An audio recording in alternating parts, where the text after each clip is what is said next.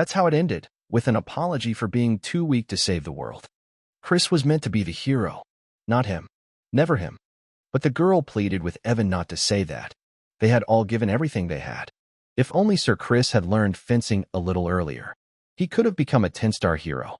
If that had happened, maybe, just maybe, the two of them could have stopped the world from ending. With that insane talent of his, the power to master anything instantly, Chris had left behind an unmatched legacy. But none of that had mattered back then. It all began the day he turned 20, when he escaped his cursed clan and chased glory in the back alleys.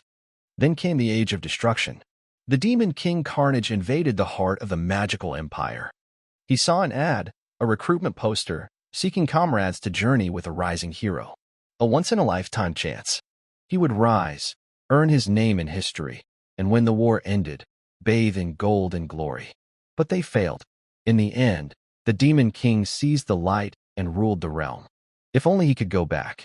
He would make sure Sir Chris became the hero instead. Not that he'd go through it all again. One lifetime of agony was more than enough. And what was the point of dreaming now, at the edge of a dying world? That's how it ends. Or so he thought. If there is a next life, not that he believed in such things, then let him be born into a rich family. That was his final thought. And then, in a flash, he was reborn. Inside the body of a young master of the magical empire. This place is a dark magic clan. The punishment for being born here was already ominous. One of the 12 clans that uphold the empire. From what he could gather, he had regressed 15 years back in time. 5 years before the Age of Destruction began. He thought he'd seen it all in his past life. But he never imagined he'd witnessed demonic monsters, quietly trimming hedges. And even more surreal, he recognized the face in the reflection. Christian Van Baron Cassar. Chris asked, with that royal swagger, "So, am I just a branch family mutt?" She replied with a smirk, "That's right."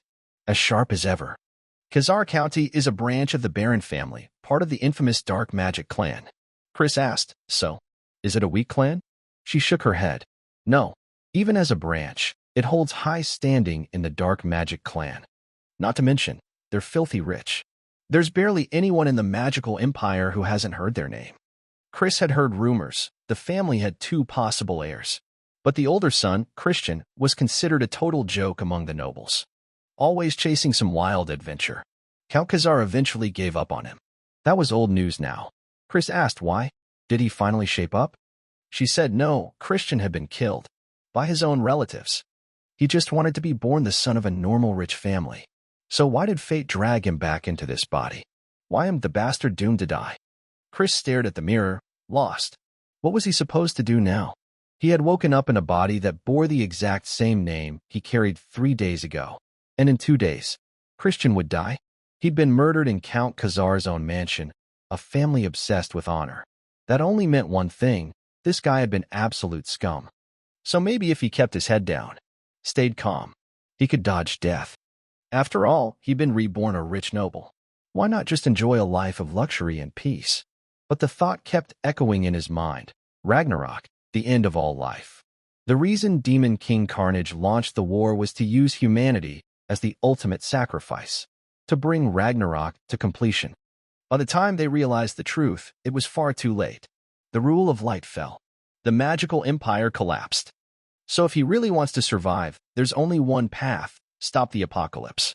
The Demon King is powerful, but the true threat lies in the twisted loyalists of the magical empire. To defeat them all, he must become stronger than the Demon King himself. There's only one way to do that. Chris has to rise as the Demon Emperor, ruling from the very peak of the magical empire. He's been given 5 years before the Age of Destruction begins. 5 years. To try. If he succeeds, the entire magical empire will be his. His father roared at Christian. Hadn't he ordered him to stay in his room? How dare he show his face after everything he'd done? If he ever acted out again, the Count swore he'd personally sever his head. Chris stared in silence, thinking the Count's aura was overwhelming. Chris bowed his head. He had come to apologize. If he was going to execute his plan, he had to destroy the old version of himself. He spoke with sincerity. He was truly sorry. It wouldn't happen again. But his father's eyes were filled with doubt. What kind of mess had this body gotten into before the regression? There were so many horror stories, he couldn't even choose one to believe. Chris admitted that the loss of trust was on him too. But hadn't he mentioned 3 days ago that some of his memories had vanished? In his quest to restore them, he had reflected on his past behavior and realized how miserably he had lived. The Count remained stone-faced. He'd heard excuses like this too many times. Words meant nothing now. Only action would prove anything. Christian made a bold request to be sent to the punishment cave. He would spend 1 full month there and come out a changed man. The punishment cave, a hellish prison reserved for high-ranking degenerates. A place without light, where even your senses are stripped away. Even a few days in there could drive a man mad. But for Chris, it was perfect, the one place where no eyes could follow him. The Count narrowed his gaze. A whole month in that cave? He doubted this disgrace could survive even half a day. But Chris stood firm. He knew exactly how cruel that place was. Yet he believed it was the bare minimum if he wanted to earn his father's trust. The Count replied coldly. They'd had this conversation before. And every time, he'd ended up disappointed. But this time, he would allow one final chance. 1 month. If nothing changed, Christian would be expelled from the clan. And that meant death. There were plenty of enemies waiting to pounce once the clan's protection vanished. But if Chris could prove he had truly changed, then let his father grant him just this one request. Dad said he sounded so arrogant, as if he was sure he'd come out in one piece. He replied that it was fine if his son could prove to him that he had changed, but would grant any request he made. But he doesn't believe that will ever happen. The butler of the Cassar house, Cox, announced to the young gentleman that the punishment cave had been prepared. As they were heading towards the cave, all the people around called him a lowlife and discussed that he volunteered to go to the punishment cave. They didn't realize what else he could do. The recent incident where he had insulted a young lady from the Poison Mage clan was out of the ordinary. For this incident, the Count had to apologize personally. How embarrassing to have to apologize to a rival clan. They wondered, when would that bum grow up? Christian heard them discussing that he'd be there for 2 days at most. Cox informed the young gentleman that they had arrived. Looking around, he thought, using Death Knights as guards as befits a magical empire. Not if it would only prevent someone from entering the cave. Christian was suddenly called out by someone. He was familiar with this face. Christian's own younger brother and diligent student, turned Van Baron Cassar. He drew his sword towards his brother's neck. Chris asked what business did he have with him. It didn't look like he'd come to say goodbye to him. Turn shouted that he was sure his brother knew what a disgrace the family was. He doesn't know what the man is up to, but if he ever tarnishes the family's honor again, he'll kill him personally. Then he said, "Did Chris get it?" The guy thought he must have killed Christian. He had personally met Turn during the Age of Destruction. He was a fiend known for his cursed magic. Against him, who has seen the worst that the Age of Destruction has to offer, he's just a snot. Chris told him to leave, then turned and started walking toward the cave. His brother was clearly unhappy that he hadn't been allowed to speak. Once inside the cave, the guy realized that he couldn't see or hear anything. There were only faint sensations in his fingertips. It's probably done on purpose so that the prisoners can feel the items that are brought to them. Otherwise, they will starve to death. A normal person would quickly feel exhausted in such a place. It didn't matter to him, though. In his time as a treasure hunter, he'd faced worse. And blocking out the 5 senses is what he wanted because it would allow him to look deeper into himself. Without that, he can't remake this broken body. Of course, that takes a lot of time and luck.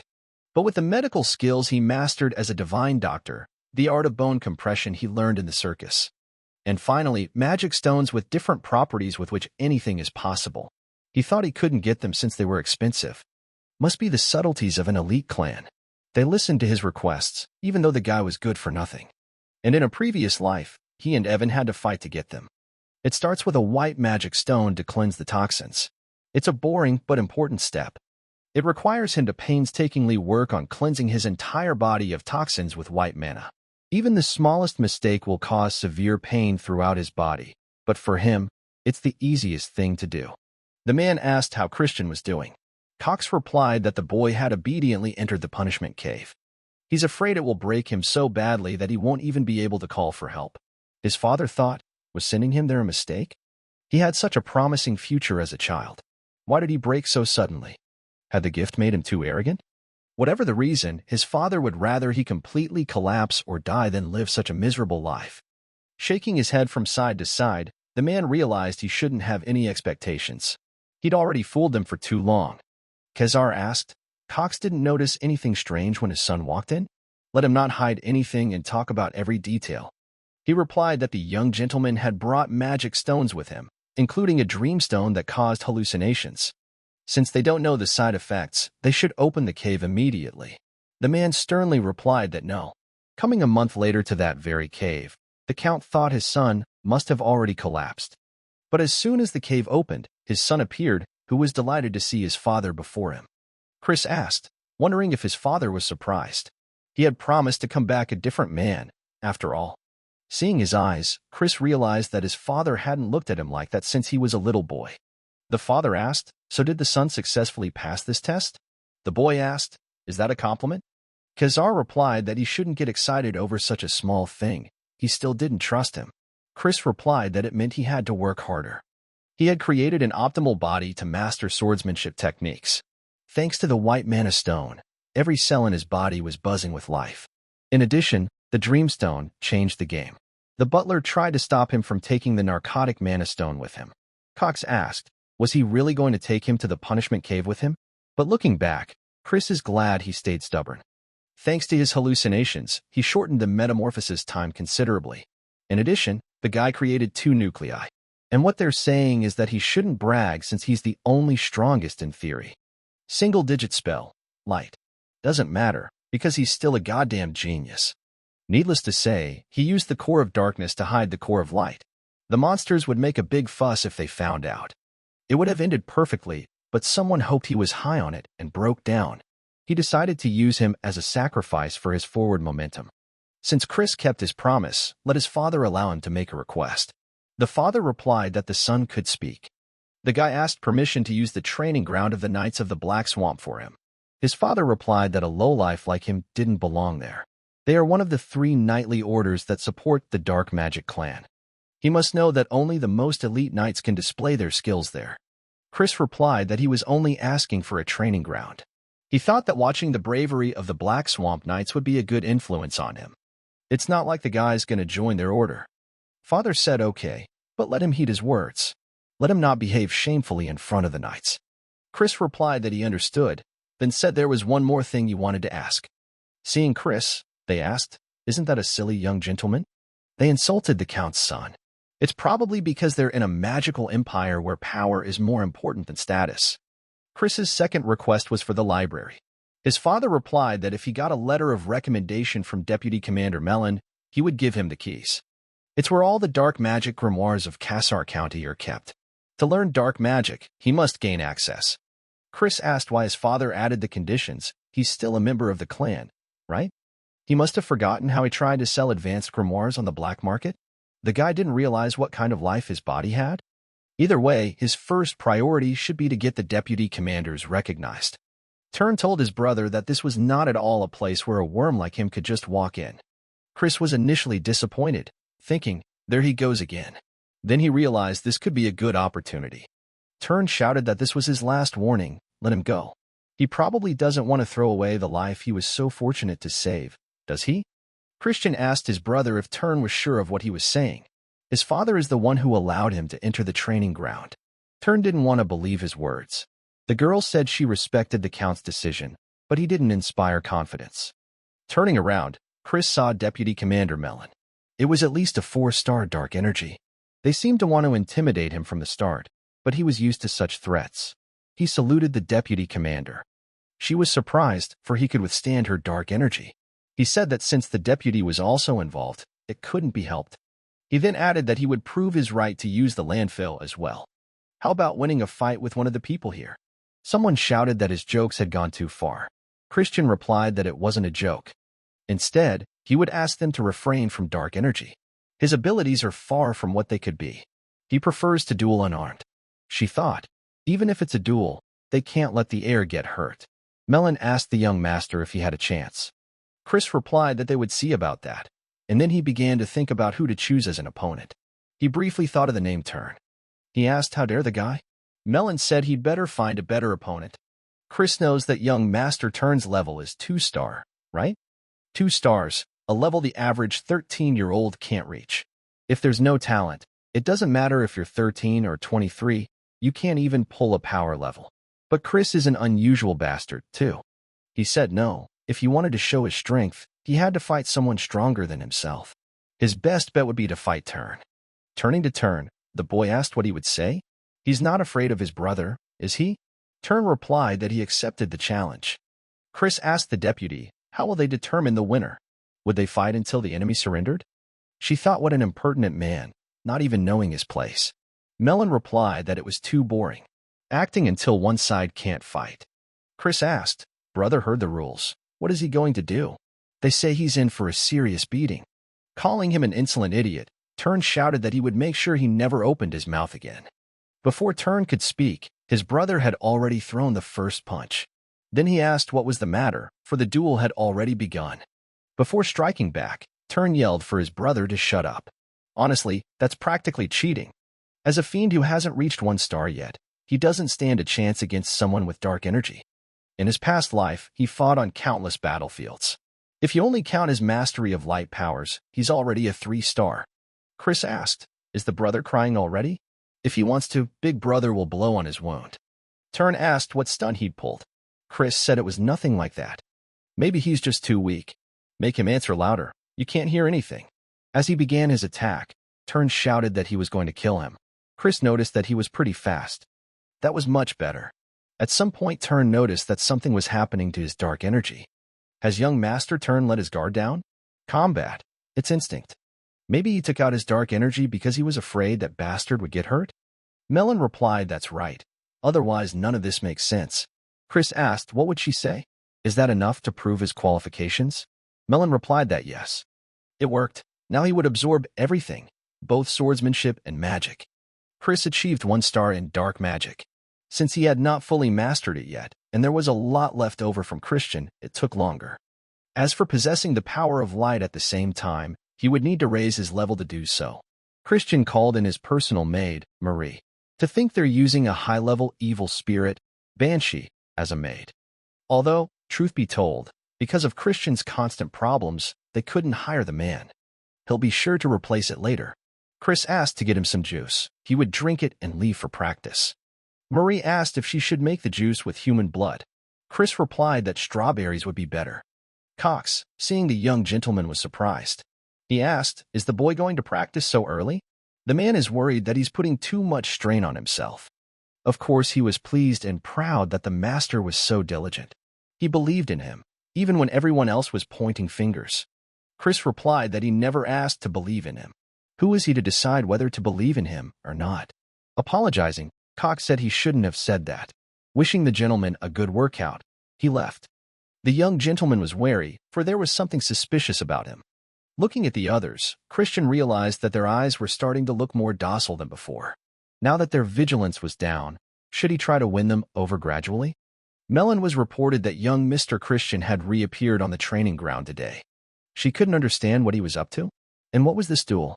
Young Master Turn's movements were impressive, but for him to dispel the dark energy at the right moment, could he really have seen the progress of the battle? If so, he might even have the talent to surpass Lord Asherdebaran, the direct heir of the main family. No, he's still just a bastard. He's already lost his dark energy due to his dissolute lifestyle. Now he won't be able to close that gap. Outside, the deputy commander said it was very noisy, then asked what was going on. Someone said that it seems the young master had a little conflict with his squire. The deputy asked, what happened? That's when they remembered that Cannon had 1 star. She couldn't believe it. Could it be that this bastard had also reached 1 star? Chris said what? He wanted to see how the rumored great knights of the Black Swamp were showing themselves, but didn't seem to live up to their reputation. Then he asked, doesn't anyone else want to come forward? They're not a cowardly order of knights, are they? Goran came up to him and told him he was ready. Chris realized they were walking into his trap. He didn't expect them to obediently teach the secret techniques of knights to some arrogant bastard. So if that's the case, he has no choice but to steal it that way. That grip angle and that smooth footwork. So this was the mud fencing he'd only heard rumors about. Maybe if he does something like this, it will work? Everyone immediately started saying that it couldn't be. Was he really that strong? Isn't his core of darkness destroyed? How did it reach 1 star? So she wasn't wrong then? Chris said annoyingly, it seems he had too much faith in the knights. If their skills are so pathetic, he would say that their deputy has some responsibility. Melon replied that she understood. The young lord was very happy about this unexpected victory, but had he not gotten too carried away?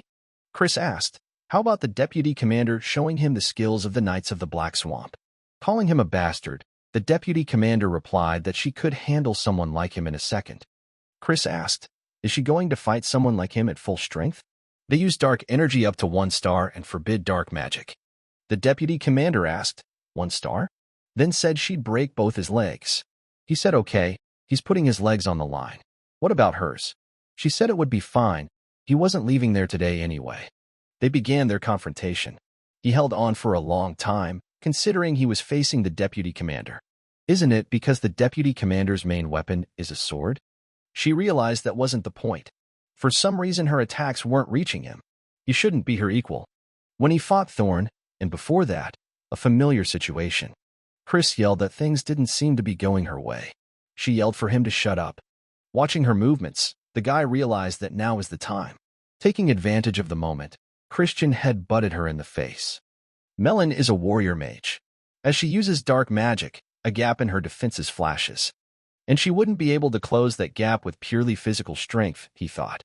If Melon was an eruption centered on the sword, it might not work.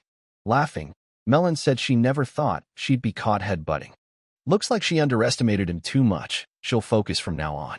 She asked if the fight was already over. Chris replied that he had scratched her with his fingernail while head-butting her. If he smeared his nails with poison, she realizes what would happen to her, doesn't she? Melon replied that she accepts this defeat. Let him say what he wants. But in return, could she get the chance to fight him again? He asked for a rematch. Then she would have to fulfill another of his requests. She answered anything. Chris replied that in that case she would kneel before him. She replied that he knew that was an impossible condition, didn't he? Her loyalty belongs to the main family of the dark magic clan, House Baron. He asked if it wouldn't be resolved if he became a young lord. She said, young lord? That's a load of crap. 5 young lords whose rights to the succession have been recognized, all of whom are direct descendants of the main family.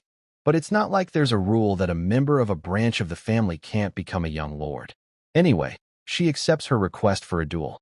He suggested a month from now, but next time they would not limit their strength. Melon replied that then the young lord would have no chance of overpowering him. The young gentleman replied that there were few things in this world that were impossible. Bowing, he said they would see each other in a month. On that day, he would make her realize to whom she must be faithful. Holding the paper out to his father, Chris said it was a letter of recommendation from Deputy Commander Melon. Perverts lack fundamentals. They need to focus more on training. She revealed that the young master was a genius. Even with his low-star rank, he easily defeated those with a solid foundation. Even hers. For Melon, a fight was one of those rare ones she could savor. His father said that, as promised, he was giving him the key to the library. Chris got the key to the library and even changed Melon's mind. She is an eruptionist from the main family of the Dark Mal clan. During the Age of Destruction, she was active as a 6-star eruption. Of course, he hadn't completely won her over yet, but 1 month would be enough. Speaking of Count Cassar, that look on his face, that look of paternal pride, I guess. He guesses the perverts have family attachments too. Maybe he'll even turn out to be a better father than the one he had in his last life. Christian will not disappoint Count Cassar, though no, not the Count, but his father. Blood magic, the study of summoning, the study of curses, all of which are forbidden in the Rule of Light. As soon as Chris pulled out one of the books, someone's eyes showed behind it. Seeing Marie, the boy asked what she was doing there. She told me that she was once the librarian of the place. Perhaps the young master wants to use her as his personal maid? He asked her to shut up. Marie told the young master that the grimoire he had chosen contained a 4-star dark magic called the Binding Seal. In his current state, he can't read it. Chris said it's okay, he's a genius. She shouted that her dear young master was not only handsome but a genius. Christian asked her to be quiet. Marie asked if there was a reason why he had chosen that particular book. The boy replied that of course, he had to catch a rat. First potential rat turn. He has the most contempt for him in the house for Chris being a talentless rat. The second potential rat cox. Though he's a descendant of the clan, he has free access to the punishment cave. And yet he's running around sucking up to him. It could also be a third party that he doesn't know about yet. Whatever the case, they want to see him in decline, for in the punishment cave they provided him with the Dreamstone. Maybe he should act like the bastard they want him to be. Someone who seems pleased with his behavior is probably the culprit. Christian shouted that it was too complicated. Let them have their own fun. He leaves. Throwing all the plates on the floor, Christian shouted that the servant should have served him normal food. He shouted for the servant not to stand post and hand him his food. The father said he made a mistake when he thought his son had finally grown up. Christian was a little uncomfortable, but it's for the good of the family, so please let her understand him. He was diligently spreading rumors about being a bastard again. Chris bullied the maids when they were cleaning, throwing money around, abusing his personal maid. He yelled why she wouldn't let him drink the wine. Marie replied that the master was drinking it right now. Christian resented her for making the wine non-alcoholic. She replied that he was underage and could not drink it. Did he decide to act like a horrible person again? She said it's all right. Even so, that young maiden will be by his side forever. As he said he was looking for a rat. Marie replied that it couldn't be. Had he already mastered the binding seal? Christian said he was a genius. Modified it so it could be used even at low star level. He wasn't just messing around. The guy worked hard, mastering various spells. As soon as Chris saw his brother, he realized he had to pretend to be drunk. Then he asked, what's his brother doing there? Turn started yelling was that all his brother could do? He thought the guy had changed for the better. Chris realized his brother was genuinely angry. Then he could rule him out as a suspect. Turning to Turn, the brother told him that he thought there was a rat in the house. The boy didn't know what he was talking about. Chris went on to say that someone wants to see him collapse. He intends to dance to his tune for a while longer. Turn asked, is his brother trying to say that it was all a sham? Chris replied that yes, even this wine is fake. Turn immediately asked who the rat was. The brother replied that it was hard to tell yet, but he should take the bait any time now. As soon as he dropped the glass, the man immediately appeared and asked if it was okay. Chris replied that it wasn't the wine he had asked for. Let him bring another one. The man replied that Mr. Cox was busy right now. Christian replied that he should pay him a visit then. Turn didn't understand where he got his acting skills from. Seeing Chris, Cox asked what brought the young gentleman to him. Pouring the contents of the bottle over the man's head, Chris said it wasn't the wine he asked for. Does the man think he's a no-good? Cox replied that no, he would order a suitable one to be brought to him immediately. Chris replied that no, he'd rather have him bring it himself. The man replied that he was busy. The gentleman asked, is he really going to work like that? He needs to change anyway, so let him go. Cox immediately withdrew, but before doing so told the young gentleman that he would be back soon. The guy has to give credit to his patience to endure such humiliation, but this hostility. He figured if the butler was a rat, he'd be doing some funny things with the finances. But that's not enough either. He needs a real weapon. Cox brought the wine the young gentleman had asked for. After thanking him, the young master asked if the man was angry. Chris doesn't know if he can tell, but Cox is his favorite. The man replied that he was very grateful. After which he said that he had a little message for the young gentleman. His friends want to meet the young gentleman secretly, as usual. Though Cox would rather he didn't hang out with them, but he was the judge of his friends. Christian replied that he thought he'd go see them after all. Cox replied that as the young master wished. Things are going much better than the young gentleman himself expected. A friend said he's heard rumors about how the guy has changed recently. But it's not true. Christian is the best of them. Putting a young girl like that in charge of pouring drinks, what a bunch of garbage. Let her drink then. As soon as Chris brought the glass to his lips, he immediately smelled a foreign odor. His friends were trying hard to get him to drink. Chris threw a glass of wine at his friend's face with all his might. He immediately yelled, "What's the guy doing?" Christian replied that he was spoiling the sacred alcohol. From the way he reacted, it looked like he knew there was something in it.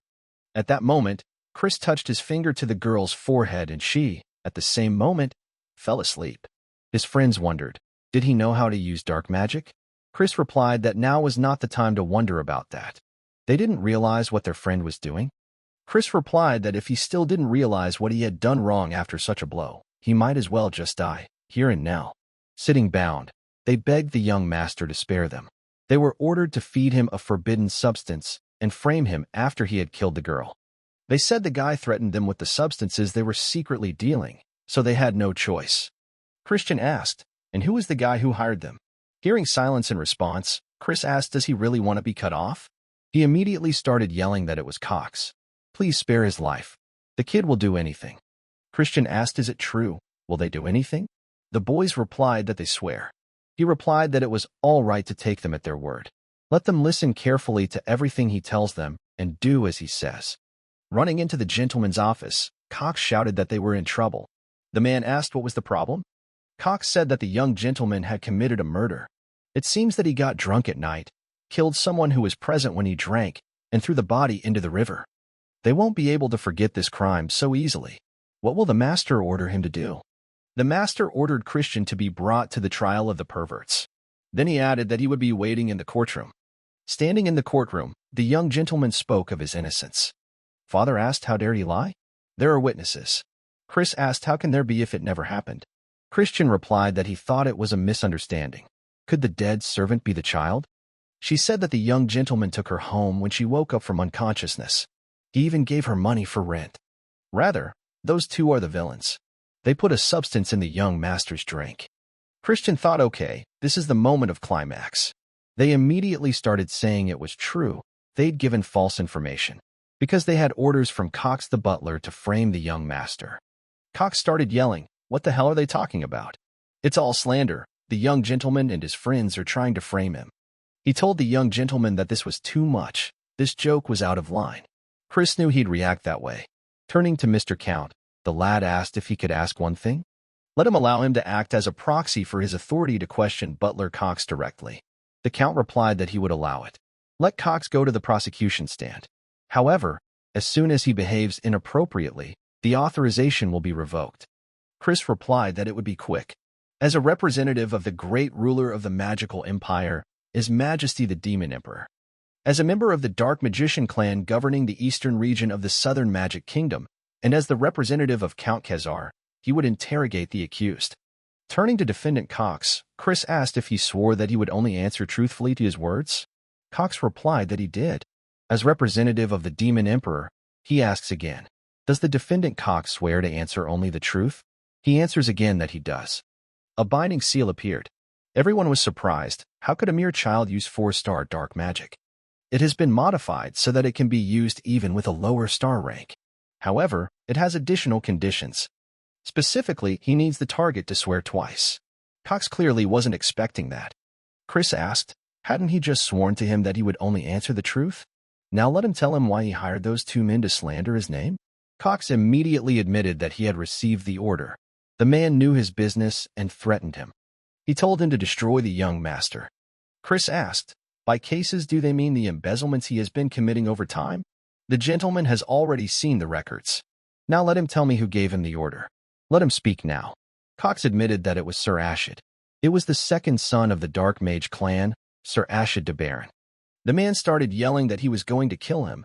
He needed to get away as fast as possible. Snatching a sword from one of the servants, Christian took his head off Cox's shoulders in an instant.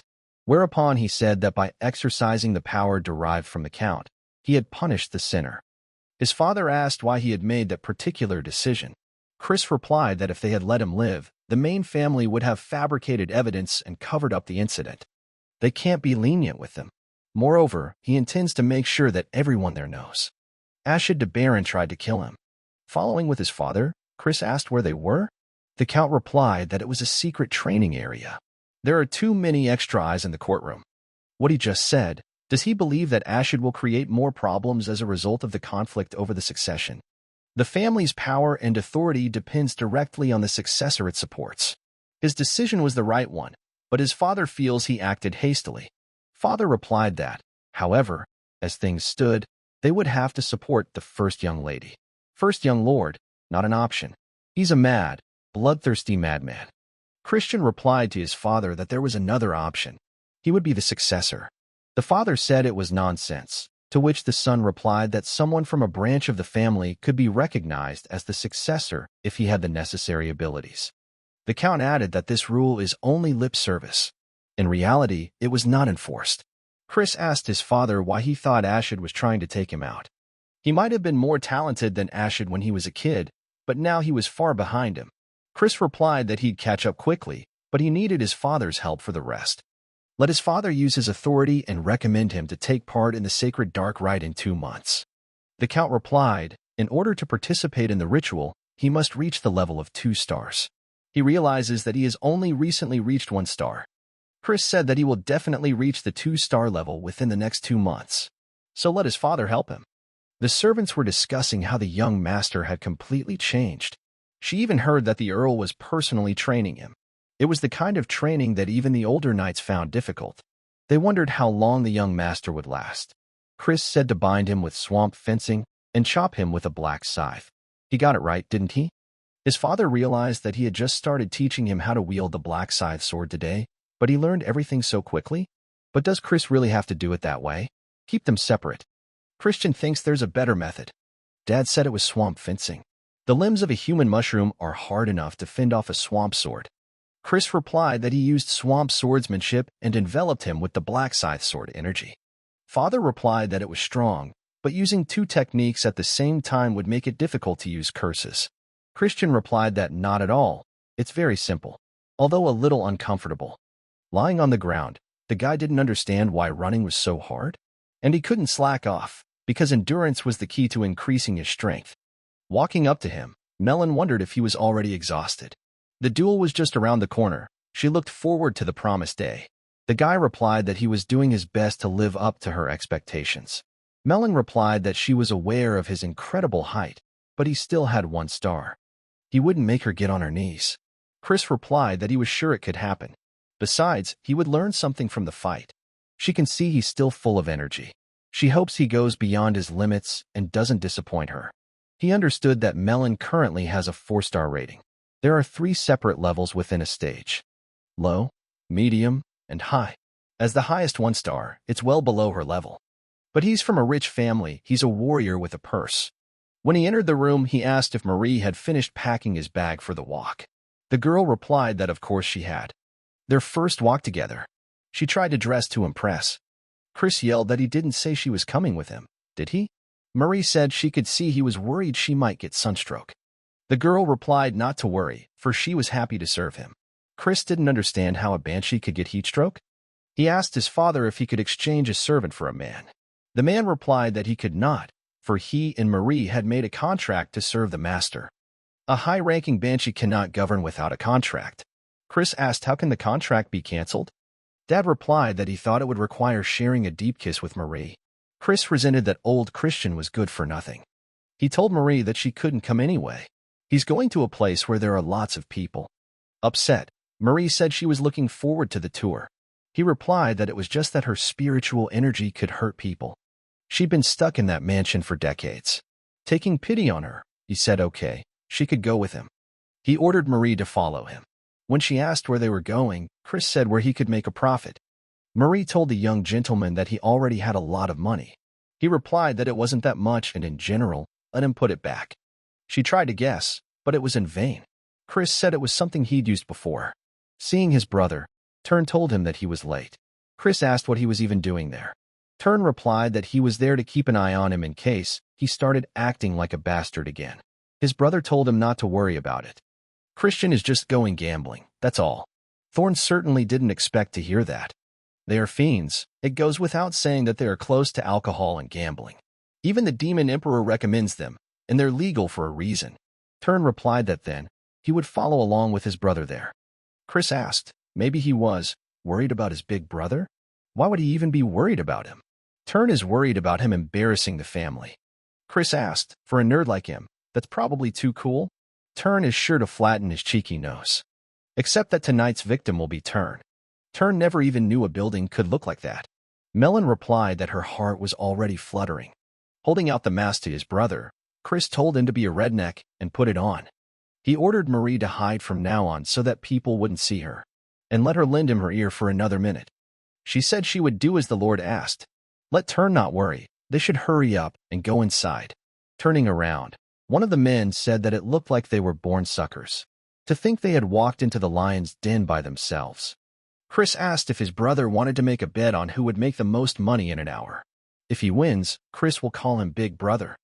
But if he loses, he should call Chris Your Highness Senior Noble Emperor Brother. Here's some money for him. But if he's afraid, he doesn't need anything. Grabbing the money from his brother's hands, the boy asked, who said anything about fear? He would go first. The girl told me that it was a victory for the young gentleman. The man added that he plays well. If he plays more, he will surely earn more. When you are just starting out, they allow you to win a reasonable amount.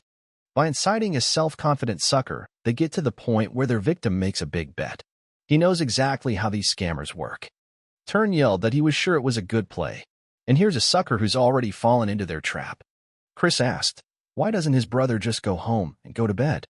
Turn asked, isn't his brother losing money? Chris lost 500 rupees and Turn lost about 1,000 rupees. The guy thought that was great. Everybody's got his brother on the hook. He's sure some crook will try to scam him soon. Once again snatching the money from his brother, Turn shouted that he would continue and ran off. Smiling, Chris thought, let his brother remember, he was the one who tried to stop him. He wants his brother to lose a lot of money and be the perfect bait.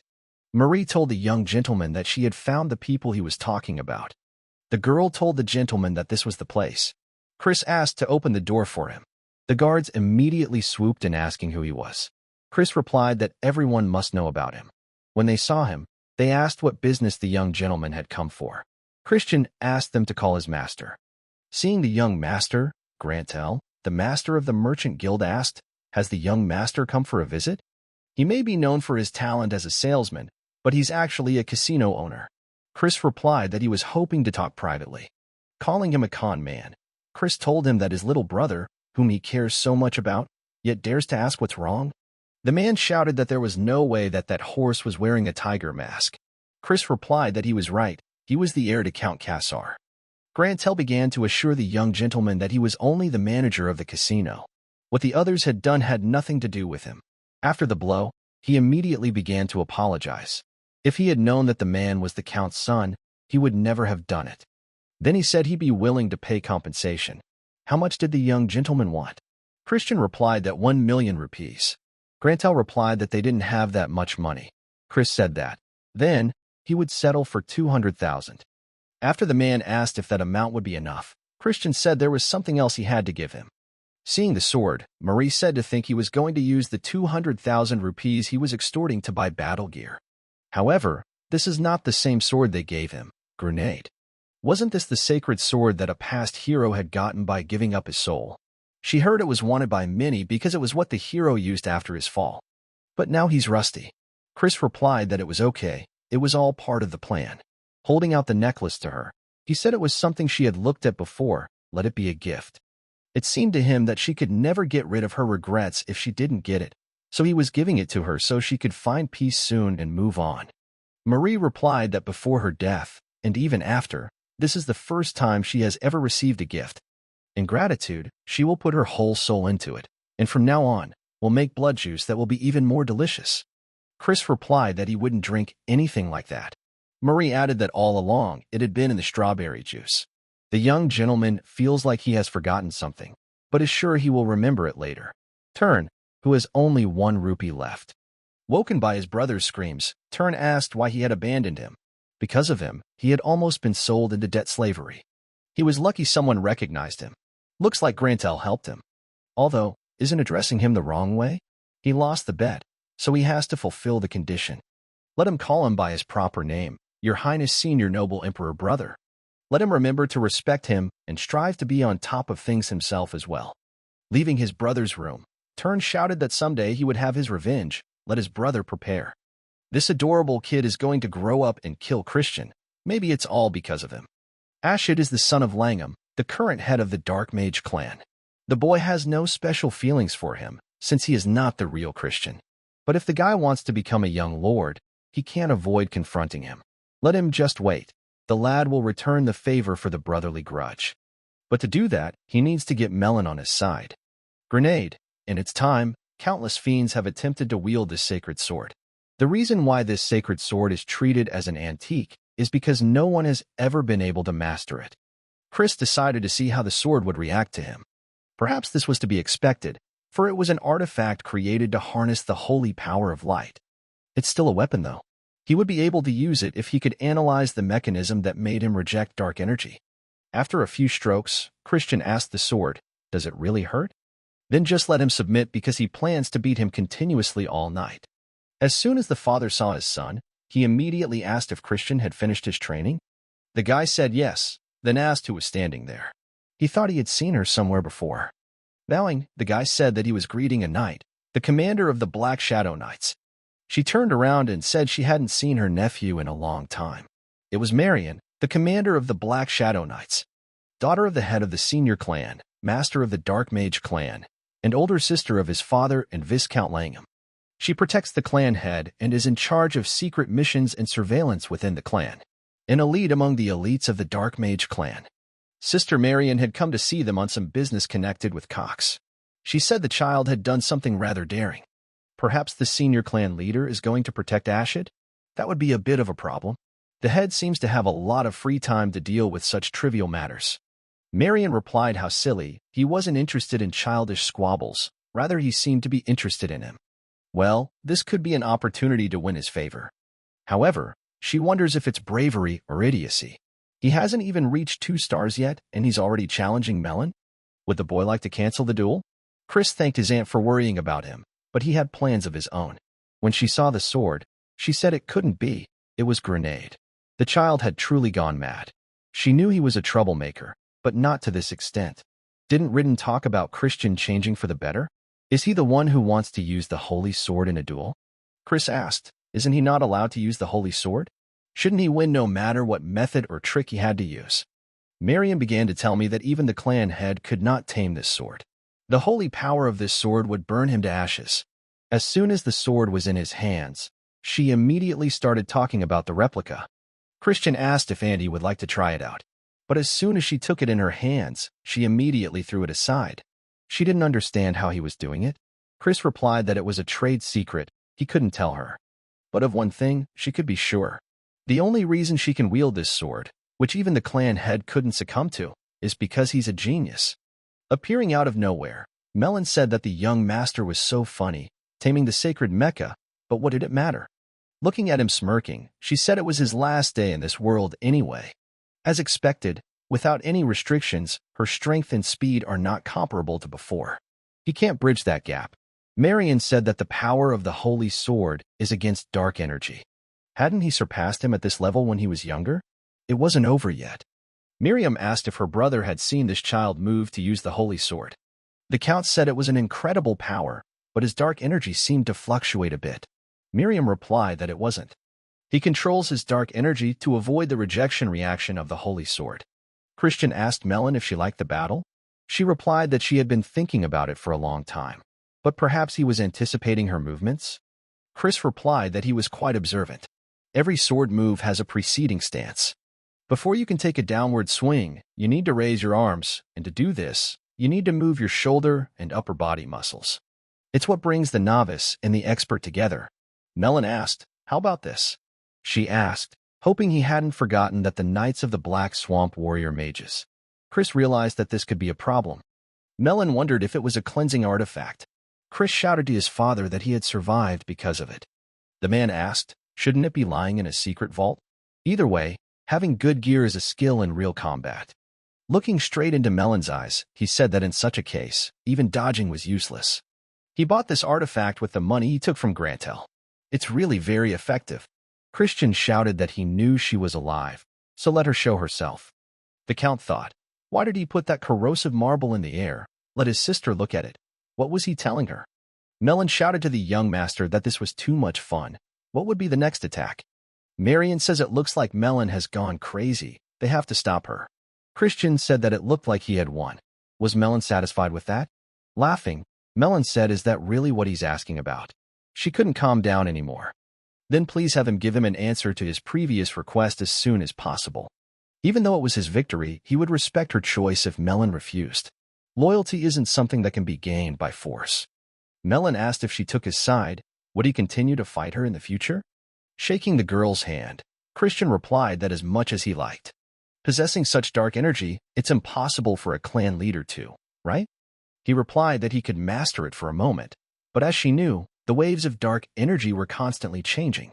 So you have to keep changing the waves to ones that this sword can't detect. But who can do that in combat? Maybe a demon of Gehenna or a demonic dragon could do it.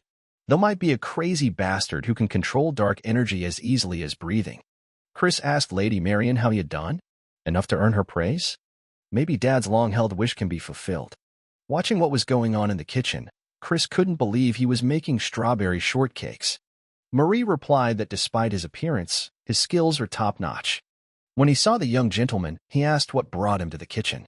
Christian replied that he wanted to make cookies. Marie wondered if he really wanted to bake cookies. He replied that he wanted to give them to someone. The assistant immediately began to ask questions. Is it for another woman? He replied that it was not what Marie thought it was. The cook said he could bake cookies. Chris replied that it's okay. Baking sincere snacks with your own hands is what's important. Having called out to Lady Marian, Chris walked swiftly towards her. When she saw her nephew, she asked, "What is it?" The guy said he heard she was leaving and came to say goodbye. She said that she was grateful to him for that. He was probably tired after the duel yesterday. Christian replied that not at all, but he just had something for her. Marian replied that he should not have prepared such a present. He replied that he was glad to see her, so he couldn't help preparing a present. The Count realized, so that's why he questioned him yesterday? He sure knows how to win someone over. He asked Marian to try them, since he had baked them himself. She was obviously surprised. When Marian tasted it, she said it was delicious. Chris was glad that she liked it. She must give him something in return for this beautiful gift. Does he want something? Christian started to say that if it was okay with her, let her be his real aunt from now on.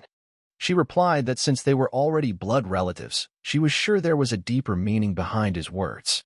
Marian heard from Ridden that he is involved in a sacred dark rite. Is it true? So he wants her support in the upcoming conflict over the succession. But unfortunately, she can't fulfill his wish. As he probably knows, the adults in the main family have to be impartial to the candidates. That's the rule. Chris replied that no, he was just making a sincere request. He just wants to get closer to his aunt. She wondered if he had no other intentions. Of course, if his aunt valued him and secretly offered to help him, he would not refuse. Marian replied that she was not disgusted by his honesty. Since her nephew had baked such delicious cookies and given them to her, she couldn't help but treasure them. But in response, could she get more cookies next time? Chris replied that it was up to his aunt. She asked, is Christian thinking about joining the Dark Shadow Knights? He'd been good in the duel with Melon. He might even be a greater prodigy than the senior clan head. However, his opponents will not be easy.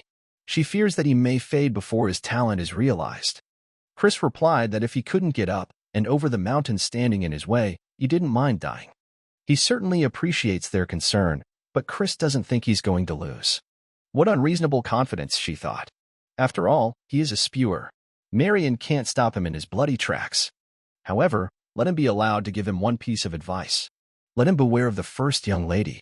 Fear of Juliana, Ashid's sister? But is she not the gentlest child of the 5 young lords? The Earl asked. Marian replied that he would figure it out for himself later. Chris thanked his aunt and said he would keep her in mind. Looking at her nephew, Marian said they would see each other next time. Father and auntie, both powerful. After all, they reached the 6-star level. But the guy hadn't heard of them during the Great War. How many powerful fighters are there in the Empire? There should be enough to at least defeat the Rule of Light. But Christian absolutely does not want his past to repeat itself. He has to become stronger. When Christian appeared before his father, he asked if he had called him. The man replied that yes, he had something to tell his son. But looking at his son, his father was clearly surprised, for he had reached the 2-star level. Such a result in just a month. Chris asked why his father was surprised at that. He had promised. By the way, why did his father call him at this late hour? Is it something important? The Count said that he had heard from the main family. He presented him, in turn, as candidates for the sacred dark rite, but they only approved Turn. The reason is because of his frivolous spending, lewd adventures, drunken destruction of property, and even theft. And that's all true, but how dare they look down on his son? Chris asked if it was Viscount Langham who made that decision. The Earl replied that no, but the Viscount had nothing to say after Ashid's transgression. Loin de Baron, he is a direct descendant of the main family and the star of the upcoming sacred dark rite. This is a ritual during which the candidates accept pure darkness from the negative dimension. As there is a limited amount of it, they engage in a death match. Higher-ranked candidates take more darkness for themselves. In the end, this plays a huge role in the selection of the young lord, the candidate to succeed the clan.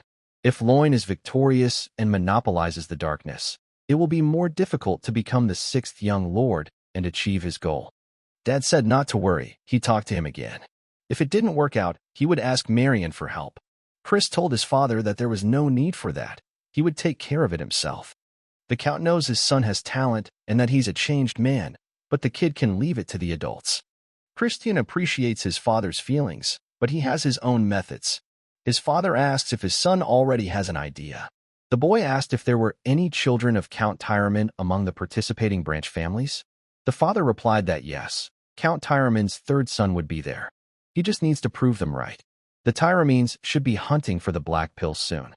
Christian decided that he would participate in it as a shepherd. She told the head of the clan that, as ordered, she had personally checked on Christian. The man asked, "And how is he?" Marion replied that he was incomparable to the others. He found it hard to believe. The kid the chapter remembers was a brat who thought he was a genius, when he was just a false prodigy. She told him that he was clearly not what he used to be. The head replied that, in that case, did she believe that this child could fulfill his long-held wish? His last wish, which is why his father continues to live, even refusing to die by magic that tramples the heavens. She can't assure, but he may be the closest to what he desires. The head said it's interesting, thinks he'll keep an eye on him. Is his participation in the upcoming sacred dark rite unlikely? Will she interfere? She replied that no, she couldn't interfere over such a trifle. How could someone call himself a ferocious beast without being able to overcome such a minor challenge? He may be a ferocious beast, but he is still a child. She believes he should be given the opportunity to receive the darkness and fulfill his potential. He was always that kind of man. He was always harsh on those he placed his hopes in. The head said that since she was willing to go that far, she must really like him. The man invited the bloodsucker to join him. This is Simon, the head butler of the Dark Mage clan. The head asked, he had heard everything, hadn't he? Simon replied that yes, he just needed to watch the little bastard, young Master Christian. The man replied that that was exactly what he was doing, waiting for a report on what he was doing before the sacred dark rite. Simon replied that as my lord commands. She hopes the baby comes through safely. Thanks to his talent, he quickly reached 2 stars, but despite all his training, his stamina and dark energy reserves would no longer be enough. He can't become a 3-star in his current state. He needs a black pill to accumulate a lot of dark energy in a short period of time. The Tyramines, the masters of the black pill hunt, happen to start feuding with him. What luck. The problem is that catching the demonic beast Karahoff doesn't automatically guarantee you'll get the black pill. Seeing the young gentleman, Grantel asked what brought him there again. Chris asked how he was doing. Looking at him, the boy asked, Grantel didn't come empty-handed, did he? The man replied that he would never have welcomed a gentleman without a gift. Seeing the money in his hands, Chris said it was a pathetic gift. He doesn't seem to know his place. Kid heard Grantel's doing some illegal stuff? Casino tax evasion, is it lucrative? Have the man get an ash pill for Christian. Grantel replied that they had recently gone up in price in the dark market. Kneeling down, the man said he would get everything right away. Chris asked, isn't it so nice and easy when he's willing to cooperate? By the way, while he's there, have him get him a dagger sharp enough to cut through armor. Marie asked the young gentleman if he was heading home. Chris replies that no, he has one more place to visit. Afterward, the guy asked the coachman to stop right there. Looking around, the young gentleman jabbed his finger at the vial he wanted. Marie asked what he wanted it for. She didn't understand what use it had for an aphrodisiac. Christian said it wasn't for him, it was for someone else. Marie asked if it was for the Count. Given his father's age, Christian has to take care of him. The boy shouted to the salesman that for the honor of the Count, the man should keep it a secret. Upon seeing Christian, Turn called him brother, but the guy reminded him that his brother should call him by his title. He said that he heard, hunting for the black pill is dangerous, so please let him be careful not to get hurt. His father suggested that the boys stop squabbling between the brothers, and then asked Christian to remember to rub the bastards of House Tyramine's nose in it. The guy said sure, then added that he'd be sure to come back with good news. Turning to Turn, the man asked what were the words spoken earlier. The boy replied that it was better for his father not to know. He repeated again, the young gentleman is forbidden to enter the Count's mansion. The guy asked, how dare he say that after they waited there the whole time? Does he even know who the man is? He replied that it was young Master Aloysius' orders. He does not want to repay his debt to a talentless bastard. Christian asked, with those words he dares to say that a guy should be looking for his own place to live? Chris asked, what about the payment for the lodging? He replied that the young master could send the bill to Count Tyraman. Looking around, Christian said it wasn't often that they could spend other people's money the way they wanted to. He gave them an hour to put their luggage in order, and afterward they would go drinking. I think he heard something. Marie appeared in front of his eyes. She immediately started talking about how great this mansion was. Seeing her, Chris asked what she was doing there. Marie told him that she hid inside his luggage, because she promised to be his maid for centuries. Seeing how shy he was acting, he seemed to miss her a lot. Presenting himself to the young gentleman, Alois, the third son of Count Tyreman, asked, "What is this bill?" Chris asked, "Wasn't that the main character in this hunt for the black pill? Since he told him to find a place to sleep, the guy did. Wasn't there something wrong with that? Since this honorable man can't stay in a simple hotel, he just bought a nice mansion. There's no way he's so angry about money. Considering he's a pathetic person who doesn't know how to treat guests, the guy figured it was a pretty cheap price for teaching him good manners." Alois asked with an angry face, "Did Christian want to meet death in person?" The Art of Submission by Count Tyreman. Unlike alliance taming, the art of submission is a dark magic that binds and controls the demonic beast through fear. They are secretly laced with formulas that paralyze the demonic beast's mind and cause it to hallucinate, fear, and excitement. However, it's all a lot more complicated than the guy thought, so learning it all in a short period of time is not going to be easy. He asked Marie, to exterminate that scary kitten, he'd probably need a gun? Christian asked for what he was worth. Could he start the offense like a true fiend? Alois shouted for the boy not to dare order him around. Christian yelled that it wasn't that bad, but 2-on-1, isn't that cheating? He said it wouldn't work that way. If Chris won, he'd have to participate not as a shepherd, but as a guard. We need at least enough to make ends meet. Calling the young gentleman an insolent son of a bitch, Alois shouted that he would definitely make him kneel. As soon as they started attacking again, the guy noticed that the young lord had disappeared. Alois didn't realize where he'd gone. After delivering the blow, Christian asked, "Does it really hurt?" He shouldn't be crying, even if it did. Because he's not going to be nice to him just because he's crying. Christian didn't hold back. Alois asked, how dare he do that to his Chaco? The guy replied that he was only using a 2-star illusion spell. Apparently, it was too difficult for his pathetic subduing art. Chris asked if the guy knew what the trash bastard trait was. Alois didn't know what he meant. They will never wait to transform or cast a spell. The boy asked the young gentleman, was he sure he could do it? Chris replied that there is still plenty of time. He rests when the opportunity arises. What's wrong with a worthless guy playing the way a worthless guy should play? Marie agreed with him. The young gentleman was drinking apple juice instead of alcohol, but no one knew about it. Watching him from the sidelines, they didn't understand why young Master Alois wanted them to look after such a bastard. Turning in their direction, the young gentleman asked why not join them at the table. He's sure their master won't wake up until tomorrow since he beat him to a pulp. Chris will keep it a secret. Watching from the sidelines, the men realized that they were indeed unlucky. There was no point in continuing to watch them. They decided they'd better go and make a brief report for now. As soon as Christian realized they were gone, he immediately stood up and grabbed his things. He told Marie that he had to go somewhere urgently, so let her not follow him. Marie knew he had the aphrodisiac with him. She thought so. It was for the young gentleman. She said that she won't be able to join them, but she'll be rooting for the young lord's nightly entertainment. Christian didn't understand. Where did this maid even get such fantasies? After arriving at the right place, Chris realized that it was where Count Tyreman's secret land was located. The energy of the demonic beast there is very dense, just as his reputation suggested. Chris realized that it wouldn't be long before he reached the hunting ground. He pulled the branches aside and saw that there were only 2 guards at the gate. Good thing he'd learned the invisibility spell from Marie. Walking stealthily past the guards, the boy saw the very altar where the final hunt for the black pill would take place. The rumors weren't lying. It's a pretty creepy place. But that's not the problem. Chris asked Lena how he could get the black pill. She told him that he had to get Karahov to offer him his life. In other words, he has to make him so scared that he'd rather die. It's like opposites come together. Intense fear and radiant joy are on the same spectrum. In that brief moment, the useless ash pill changes to a black pill.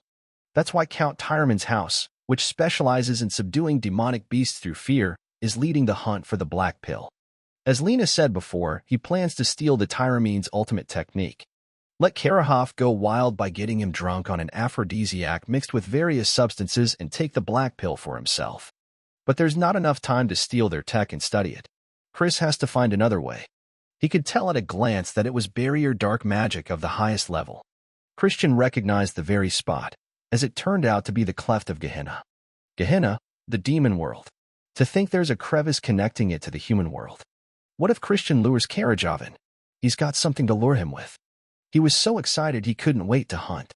As soon as Christian left the cave, Simon appeared. He hadn't expected the little bastard to be so interesting. Not only did he beat up the Tyramine brat, but he even made his watchers let their guard down by acting like a lowlife. He also managed to sneak into the restricted area, plotting something. This makes Simon want to play an even worse joke on him. Christian asked Alois if he thought he was acting too cool for someone who had been beaten up by him. The guy yelled for him to shut up. He's the one showing off. Why did he bring the grenade? He doesn't even know how to use it. Christian replied that a sword is clearly more effective than a club. Does he really want to try it? Anyway, the shepherds can go ahead. Let them begin to lure Karahoff to the altar. Those charged with guarding him, let them follow him. They will stand at the altar. Alois shouted for the bum to answer. Christian replied that, of course, as soon as he wished. The guy asked him to go to the hole because Christian was interfering with the hunt. The boy replied that he didn't mind doing nothing, but just don't let him come crying to help him clean up after he poops the bed. At this point, the boy was getting angry. Alois asked him not to wear himself out before the hunt even began. Christian will see how hard they try. They're just walking into his trap. The guy felt it coming. Karahoff, a 4-star demonic beast. Christian, I don't understand. What is it? Why does he look like that? One of the boys asked if Mr. Alois was ready. The guy asked him to make better use of the art of submission. Attempting to subdue him, it failed. The demonic beast struck. Running up to the young master, the guy asked if he was all right. After which, they used a protective formation. Christian realized it wouldn't work, because this thing was out of control because of the aphrodisiac. Alois said they had taken the antidote ahead of time, but it would still be dangerous if this dragged on. The guys decided to end it all quickly. Just as Karahoff began to attack a second time, Christian intervened. He said that Earl Tyraman's house is quite pathetic if a busy standard-bearer is forced to intervene. The guy would be kind and help him out if he promised to call him Big Brother. Alois replied that he was just crazy. Christian asked what he was going to do. He doesn't have time for everything in the world. Alois yelled for the damn bastard to help him. Christian replied that okay, but he'd better keep his promise. The guy didn't understand how Chris used the art of submission. Calling them fools, Christian asked, did the guys really think they were the only ones who could use it? If it's not a secret technique, but something like an intermediate submission art, nothing. Saddling Karahoff, Christian headed straight toward the cleft. The boy asked, this is the first time he's seen the wrath of Gehenna, right? Right, let him be afraid. Once Christian had straightened out Karahoff, the rest of the guys showed up. Alois shouted to the young lord that this was a dangerous cave. They needed to hurry. Christian replied not to be such a wuss, and then asked what they should do. Turns out it wasn't a black pill, but an ash pill. The guy started yelling. What was he going to do? If Chris hadn't intervened, this wouldn't have happened. Suddenly, Alois thanked him for saving his subordinates. Thanks to him, they finished without serious injuries. Now he's a little uncomfortable. The guy is even worse for having switched the black pill. But still, Chris has to do what he has to do. He answered Alois that, then, let him call him Big Brother. The guy became indignant that he never made such promises. Plus, he's 2 years older than Christian. Suddenly, a demon from Gehenna appeared in front of them. He shouted that he hadn't seen toys like this in a long time. Christian's attention was once again drawn to the bat, which was not the first time it had caught his eye. As soon as he killed her, Simon thought about when the guy had time to notice her. He planned to stop the demon by watching for a while. But now that the bat clone he was planning to use for teleportation was gone, it would take him at least 5 minutes to get there even if he used blood magic. If he comes too late, everyone will definitely die. He wondered what he was up to. Chris just doesn't like it when someone tries to peek at him. If you were to compare him to the demon he had encountered in the Age of Destruction, he would be a low-ranked demon. But at least he's a 5-star. He's not someone Christian can face right now. Chris looked at Alois carefully. The boy asked, what is he doing? The guy replied that he had a strong resistance to magic. Alois should stop talking and get some sleep. The monster asked, was the guy really going to offer them to him? In that case, he would spare his life and even personally bless him in exchange for these human sacrifices. Chris replied that he talked a lot. It's his principle not to negotiate with the likes of him. Monster, seeing Grenade's sword, said the idea was commendable. But a holy sword he can't use is just a piece of shit. Grabbing his hand, the monster said he was giving him chances, let him offer them to him. Then he would spare his puny life. Christian asked, who told him he couldn't use that sacred sword. The monster didn't understand how a fiend like him could harness the power of light. Christian shouted that he finally felt his life was in danger. After the monster shouted that right now and would kill him, Christian only uttered one thing, a light cutting through the Dead Sea. The monster kept repeating that it couldn't be, and Christian was able to destroy it. He must have pushed his body too hard. Christian collapsed to the ground. Did he really see his light cutting through the Dead Sea and replicate it? This guy is definitely unusual. It literally means a single flash of light that divides the Dead Sea. But this is ironic. Despite using this sword technique, he failed to become the light of the Meyer clan. Chris is sure to be the light that saves the world. The only thing she said was that her name was Mefina, the first place of the seventh realm of Gehenna. She looks forward to his actions in the future. His head, to think he'd been there for 2 whole days. However, his body seemed to be perfectly fine. The boy immediately remembered the black pill. It's great that she's still with him. Anyway, it was Mefina. He got some unwanted attention. Occasionally, perverts who stand out early get the demon's blessing and can get pumped fast, but why should he care? That's what gets the bad guys. He understood that a 7th world demon couldn't even be of such a high level. Count Timorin came in and said he heard the guy woke up. How's his body? The man said it's okay. The guy can stay down, just let him listen. He began to tell me that yesterday they had organized an investigation team and checked out the cave. It looked like someone had tampered with the magic circle sealing the entrance to Gehenna. Fortunately, it looks like it was a callback. But as fleeting as that moment was, it was more than enough to get everyone killed. Do they believe it was a callback? Makes sense, since it would be hard for them to even think that Chris extinguished it. Since he doesn't have to make excuses anymore, that's a plus. He said he'd like to start by apologizing, though. May he be forgiven for communicating so poorly with him, using only rumors that he is good for nothing. He is the benefactor of the House of Tyramine. Chris replied that he wasn't at all. As a member of the Dark Mage clan, he just did what he had to do. They are family, after all. If there's anything he can do to help, let him know. If it's not something impossible, he will definitely do it. Christian said he hoped House Tyramine would get rid of old grudges against their House Kassar. Instead of their current adversarial relationship where they constantly bared their fangs at each other, he would like them to have a friendly but competitive relationship where they could plan for advancement together. Something that fits the fact that they're blood relatives. Guy's sure the Count knows it himself. The reason for the enmity of their 2 houses is because of the behind-the-scenes work of the main clan. If the families work together, from the perspective of the main clan, they might feel threatened. It's a scheme to keep them as mere dogs. The Count asked, is the lad proposing to rebel against the main clan? Christian replied that he has no such thoughts. He just thinks that they should not be moved by what they think is right. The Count replied that this was the first time he had ever had to contact the brat-ridden. That's right, if he united their forces like this, they would be able to create a much stronger front in the era of destruction. The Count asked why the son was standing there watching. He said he had something to say, too, didn't he? Holding out an ash pill to him, Alois asked him to take it. When he woke up in the cave, she was lying on the floor. Since the boy showed no signs of waking up, he took care of her. Christian said that if the guy was so grateful to him, he could give more stuff if he wanted. Laughing, Count Timorin replied that since the guy said he was grateful, he would give him a gift. He told me that it was a summoning stone that could store a demon beast up to rank 4. The Count would still make a report so he could partake in the sacred dark rite. The man wished him well. As soon as the son and his father left, Christian asked, why doesn't he come out right now? Simon said, as expected, what he discovered was no accident. To think that he was able to see what even Count Tyramine couldn't. Christian replied that he just smelled blood. Greeting the young lord, the man said that he was the head butler of the Dark Mage clan, Simon. Christian thought, head butler? Does that mean he's the henchman of the clan head? Hell, he's the master of the Blood Shadow Mages after all. Blood Shadow Mages, making no distinction between the Mage Empire and the Rule of Light, they are a group of psychopaths who enjoyed indiscriminate slaughter and terrorism. Their leader was an eruptionist who had reached the 8-star level, and at the end of the Age of Destruction, he reached the 9-star level and became the 10th Demon King. He can't even count how many times they've almost died because of this leader. Not to mention that Simon is the blood and flesh of the King of Carnage. Simon said he never thought the young gentleman of Count Cassar's house would turn out to be so amazing. He's scared to even think that he could destroy the demon. Chris is sure he took care of the clone.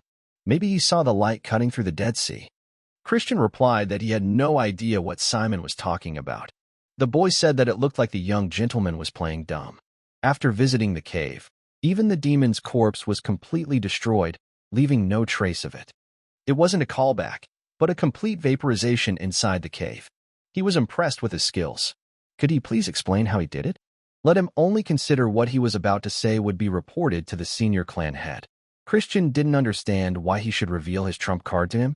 If the guy was the head of the clan and not a little nerd who wants answers to everything, he'd want a predator who hides his claws until the very end.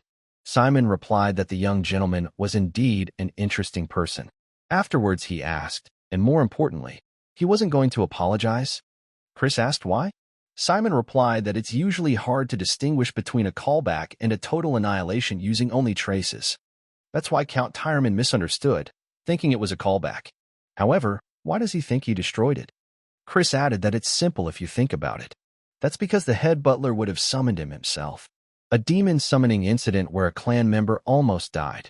What would have happened if the news that Simon had caused the chaos had reached the senior clan leader? Simon replied that fine, he would take responsibility, then offered to keep it a secret. Instead, let him remember that he now owes him a big favor.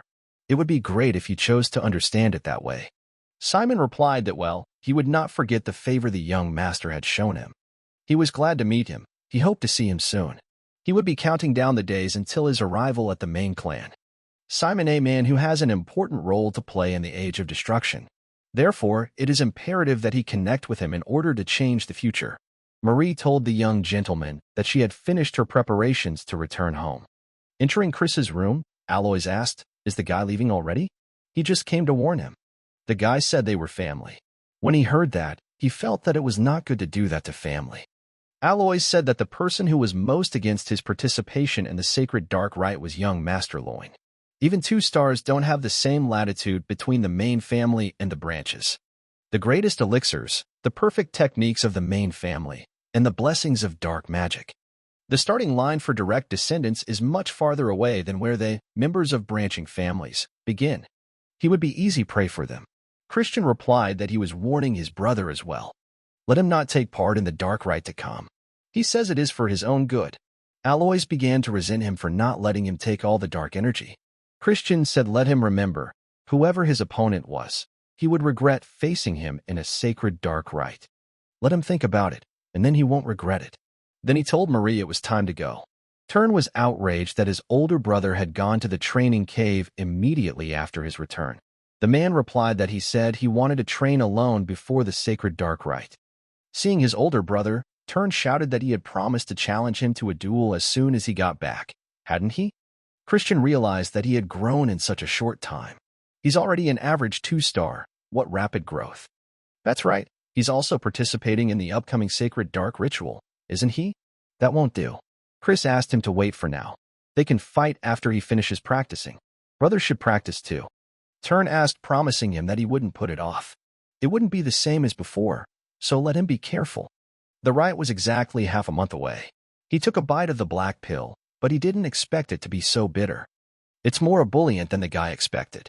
Is it really the power of the light he feels in the black pill? Was the rapture that Karahoff experienced after his death part of the black pill? No wonder black pills are hard for the perverts to digest. But that doesn't matter to Christian. All that's left is the power of light. Usually, spewers expel this energy with the help of their teacher. But why should he let such a good thing go to waste? He will take it all into his light core. Simon told the lady that he had the investigative report she had asked for. During the hunt for the black pill, there was an incident where a demon was summoned, but it survived. Simon apologizes. The investigation was delayed because he had to look into this incident as well. If Lady Adeline has no further questions, he will remove himself with her permission. Knocking on the door, Tern told his brother that today was the promised day. Chris ordered him in. The guy asked, coming in the morning? He's probably looking forward to getting punched in the face. Tern realized that his dominant presence was an order of magnitude higher than it had been half a month ago. The boy replied so his brother wouldn't make him laugh. Chris said that if he was so eager to try his fist dish, he would grant his wish. But if victory be his again, let him refuse to participate in the upcoming sacred dark rite. Turn asked what the brother was trying to say. Chris replied that as he knows, the rite is a competition, after which he added that weaklings should stay away from him. Turn yelled for his brother to shut up and picked up his sword. Christian replied that his brother was so blind to the fact that he was just showing brotherly concern. He thinks he clearly needs to beat his brother until he realizes it himself. His father told Christian that this time the boy had overreacted. The healer said he needed bed rest for half a month. Father believes he will have no choice but to wait for the next rite of passage. Christian asked his father if he could have some alone time with Turn. Heading for the door, the Count said well, he would let them talk as brothers. Christian asked, what was he sulking about? Let him not be a whiny child like those goons from the Alliance. He had asked for the fight, hadn't he? Turn asked, does Big Brother really hate to see him grow up? He ridicules him and looks down on his accomplishments, and now he has purposely injured him so that he cannot participate in a sacredly dark rite. Christian realized that at this rate, his brother was about to cry. Chris didn't think he and his brother were on the same page. He replied to his brother that he did it in hopes that he would become stronger for it. If he competes with him in the squad, he will forever lose the chance to get pure dark energy. He needed to do that because he's stubborn. But most importantly, pure dark energy doesn't suit him. His brother is more suited to gray dark energy. Just as the power of light is divided into different types, dark energies come in different types. Pure dark energy is the highest attribute of all dark energies. Immediately below it is gray dark energy, a type particularly suited for curse magic. Wasn't it easier for Turn to master curse magic than swordsmanship? His brother asked, how did Chris come to this? Christian replied that he drew that conclusion from the duel with him, because he, too, was giving his best. In any case, if he takes pure dark energy before mastering gray dark energy, it could cause problems when he later tries to master gray dark energy. Of course, it wouldn't be impossible, as pure dark energy is a higher attribute, but it would be hindered by its unique properties. It will only slow down the process, and his brother knows he wants to get stronger as quickly as possible. Chris wants him to think it over again before he participates in the ritual. This is his sincere advice to him as an older brother rooting for his younger brother's development. After his words, Christian gave his brother a special gift, an ash pill. Turn asked why his brother was giving him such a valuable gift. The guy said it's because he's his little brother. What other reason could he possibly need? Turn said that if his brother was capable of such a change, why did he act like an imbecile even when his mother was dying? Does he have any idea how much heartache his mother went through because of him? Christian replied that it was simple. He absolutely didn't realize it at the time. Getting out of the carriage, Christian said he needed a good stretch, then asked how far they had traveled. Would it hurt them to open the warp gate? He couldn't believe how petty they were being. The main family restricted him to having one companion. He could only come with Marie, as she is attached to him due to out of contract. Simon greeted the young master. People didn't understand why the head butler was greeting this lowlife. Simon said it had only been half a month, but he had grown more. Chris asked if the assistant clan leader had nothing else to do with his time. Simon replied that this was nonsense, for he was there at the behest of the head of the clan himself. He told Christian that the head of the clan would like to meet him in person. The boy didn't look surprised. Simon said he brought the young lord. My lord told Christian that it had been a long time since they had seen each other. The guy felt a very dominating aura. He could barely stand on his feet from the exertion. To exude such dark energy even though he knows someone of his level can't resist it. Christian greeted Duke Baron, the great head of the Dark Mage clan. The Duke asked if the boy was surprised to see him unexpectedly. Christian answered that no, he had expected the Duke to call him. The man asked why. Chris replied that it was because there was a new star in the clan. The Duke of Baron answered that correctly. Neither Marion nor Simon could contain their compliments, and yet, he can't figure out if he should expect anything. As beautiful a seed as it is, only time will tell how it will grow in the future. It can become a sapling that will wither as soon as it sprouts above ground. Christian replied that the Duke was right. He was too small to meet his expectations. Only time will tell if the sapling will exceed expectations and grow into a large tree. Or maybe he'll even grow into an anomaly that would ruin even a great tree. At least Christian knows he won't disappoint. The Duke of Barina replied that this was excellent. He would have high hopes for him. The Duke told Marion that the lad had exceeded his expectations, but since he had such great talent, his destiny would be even more tumultuous. She knows too, doesn't she? The blood wind is blowing toward the magical empire. But today, Duke Baron had a little hope. Perhaps this child really can fulfill his long-held wish. Servants announced the arrival of Count Cassar's eldest son, Christian van Baron Cassar. They didn't understand why the senior clan head would want to meet with such a fool. He looked like a scarecrow. Announced the arrival of the young lords and young ladies. The first young lord, that lunatic, didn't seem to show up. He wondered what Ashid would say now. To him, Christian, the victim of his little game that had tarnished his reputation. The bastard wouldn't even look him in the eye after all he'd done? The young lady Juliana walked past him. Christian immediately remembered his aunt's words. He didn't even feel anything special. He decided to figure it out a little later. He'd had enough for today. It was time to go back and prepare for the ritual. A voice was heard behind the young gentleman's back. The man said hello, and then introduced himself. His name is Four, and he is a summoner working for the young Lord Loin. He had heard that someone unworthy would be participating in tomorrow's sacred dark rite. The man worries that an underqualified participant could cause an accident, tarnishing the name of the great dark clan. Christian asked. He was trying to say that the guy wasn't qualified enough, wasn't he? The man replied that he just had to prove to him that he wasn't. Jupian, watching from the sidelines, thought that since he didn't like it, he should deal with it himself. Guy thought they could have a heart-to-heart talk during the ritual. Christian replied that he would prove it, sounding like it was just an inconvenience. Now, let him show the young master his tricks. Does the man think a guy would use a gun to stand up to someone like him? First young lady Juliana and second young lady Jupian were watching everything from the sidelines. The summoner began by summoning the evil spirits. He shouted that now let the boy try to deal with the evil spirits he had summoned. But these evil spirits instantly turned on their summoner with a single gesture. The man didn't understand how he was able to gain control so quickly. Christian asked, was that the will of young Loin? How inappropriate for a direct heir of a dark magic clan. He should have challenged the guy to a duel if he had any complaints. Loin shouted that the incident had nothing to do with him. Christian replied that not even a fool would believe that lie, but he would believe him just this once. He suggested we meet again during the sacred dark rite. Cowardly idiot. He would be sure to teach him some manners next time. Alois asked, isn't the guy the least bit nervous? He even managed to make a fuss yesterday. The man asked if everyone was gathered. He is Sebastian, the second butler in charge of the main house. He would now lead them to the sacred place where the sacred dark ritual would take place. Alois asked, is it really underground? Christian realized that it wasn't. It is an illusory art that materializes in imaginary space.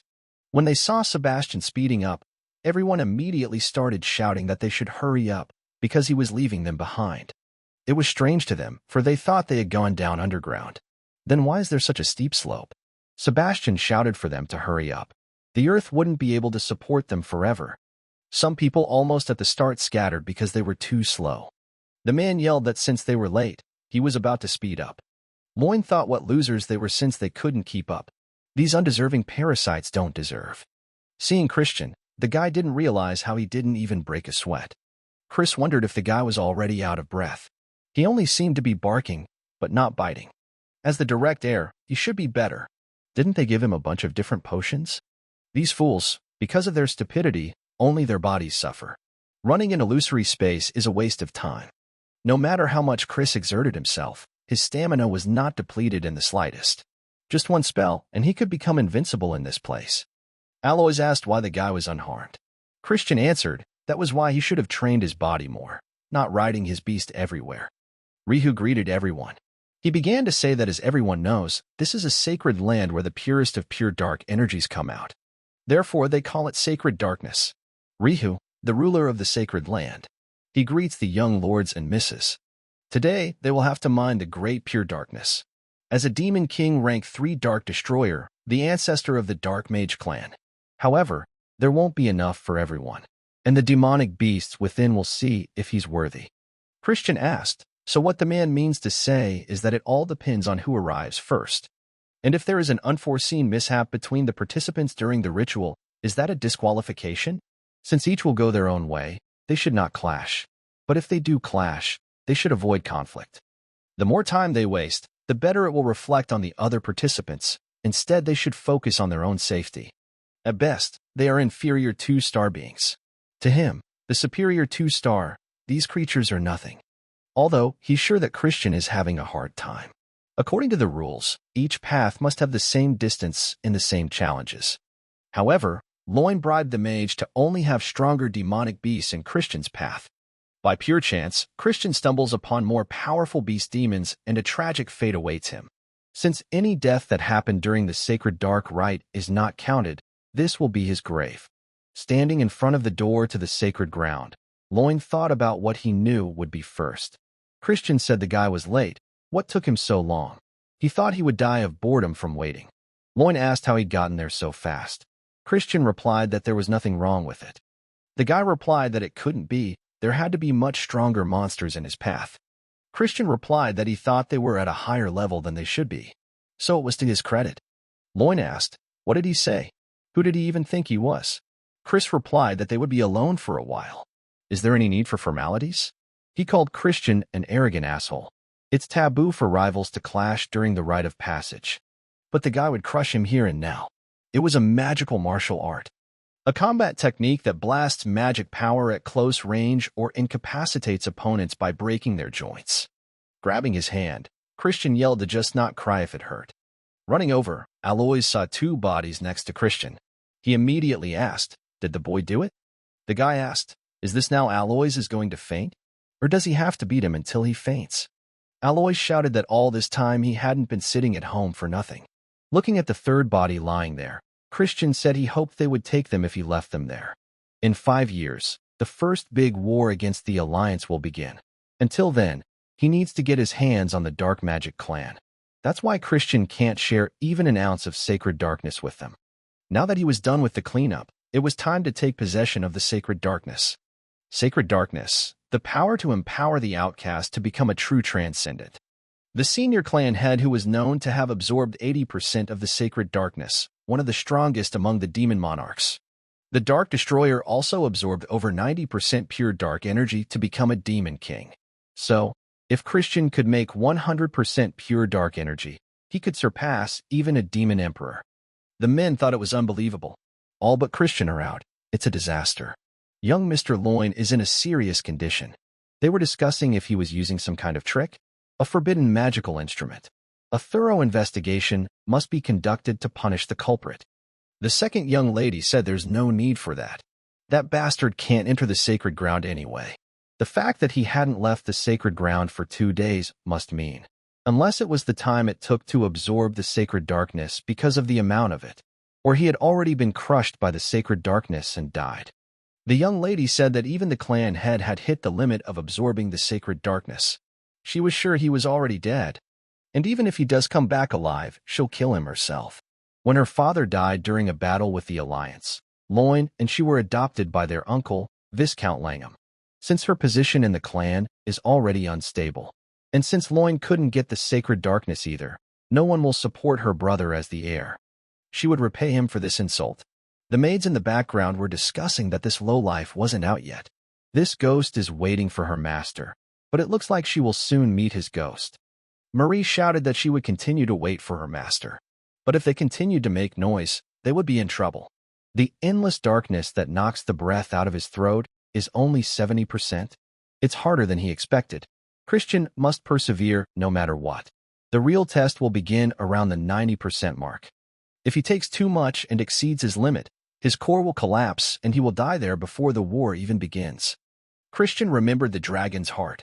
It has the largest container for the core. If for a few minutes he could mimic its heart.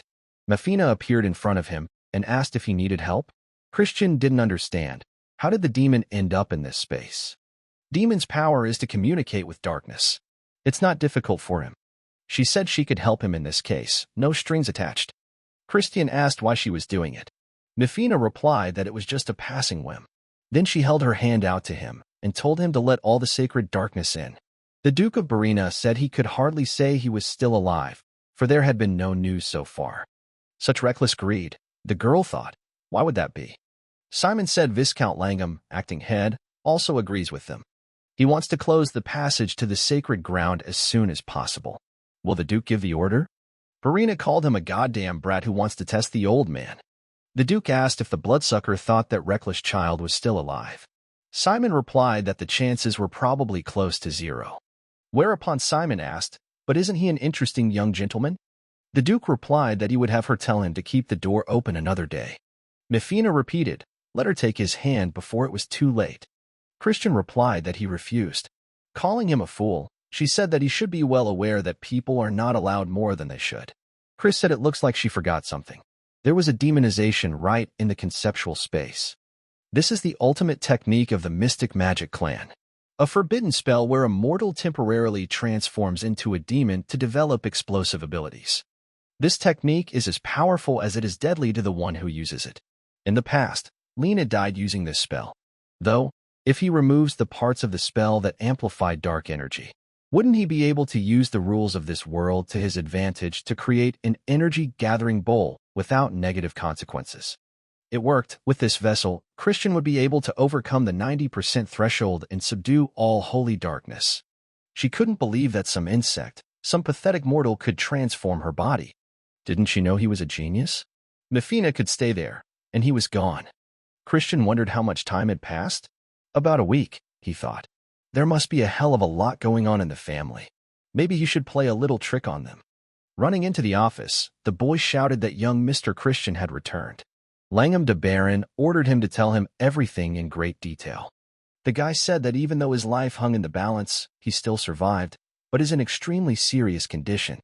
The healer said he could sense pure dark energy in him, but it was a seething mess. Looks like he'll have a hard time using dark energy in the future. What did they expect? They didn't expect this bastard to absorb more than 80% of the sacred darkness and deal with it. His greed ruined the sacred darkness for nothing. One of the men said they had an obligation to hold him accountable. Langham replied that he would take that under advisement. All may be dismissed. McField said he examined it immediately after the healer. Obviously the problem was in the core. Loin was to be the young lord. A sacrificial lamb, the key to their plans for the poison magic clan. The plan to kill him with the Jupian failed. His father had also taken an interest in him. One single fish disrupts the flow of the river. The man ordered Christian to be brought to the darkroom tomorrow. The man decided to announce Christian's impending exile in front of everyone. Christian realized that they were so desperate to get rid of him that they had even rounded up all these important bigwigs. Langham asked Christian, "Is the boy aware of the sins he committed during the sacred dark rite?" The boy replied that he knew. The man asked to tell what he had done. He told them that his peers were unworthy of being part of the dark magic clan. He should have beaten them harder, but he couldn't. Langham said that his mistake was that despite the fact that he had monopolized the precious resource of the dark magic clan, he never achieved the result. Christian asked what result they meant. They replied that the absorption of a minimum of 70% pure holy darkness. Christian asked if he can't absorb 70%, what is the penalty that follows? Langham replied that he would not inherit any of the dark mage's techniques. On top of that, he would be permanently banned from entering the main house grounds and denied inheritance of Count Khazar's house. Chris asked how his score would be measured. Even he can't seem to fully measure it. Ashid asked his younger brother, what about his? Even though Christian's core was in complete chaos right now, when dark energy collided, the purity of the darkness absorbed could be determined.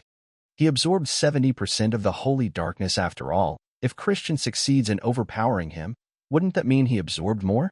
A clash of dark energy, a battle in which the superiority of one opponent's dark energy over another is determined.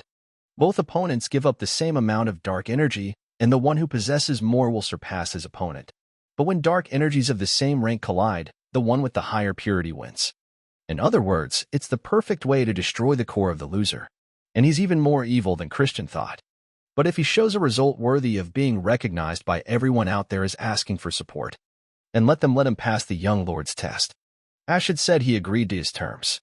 What difference does it make whether the one who is vying for the young lord's seat is a descendant of the main family or a side branch? If it is customary in the empire of magic for the strong to lord it over the weak. He told Christian just in case, but if he didn't have enough control over the dark energy during the collision, could damage his core. So, to match his rank, he's using a 2-star level dark energy. Of course, there will be a difference in purity. Christian replied that he didn't need to do that, and he had better worry about his own core. Ashid said after what he said, he couldn't wait to see what his dark energy was all about. The guy saw that Christian reflected his energy without even concentrating his own. Christian said, what a disappointment. He acted so arrogant, and in the end that's all he can do? The young lord decided to use a 4-star level dark energy. Christian decided to tell young Lord Ashid just in case. If he didn't have enough control, he might damage his core. The boy thought, isn't that enough? Christian thought cracking his core. Ashid shouted, surrendering. Looks like Christian's dark energy purity is at least 90%. Overjoyed, Christian asked that now he too had earned the right to become a young lord. Langham replied that, as promised, the lad would be admitted to the young lord test, though no member of the collateral family branch had ever taken the test before. As the current head of the clan, he will randomly choose a trial for him. Christian realized that he was literally saying that he would choose the hardest trial for him. His skills will be judged on 2 criteria.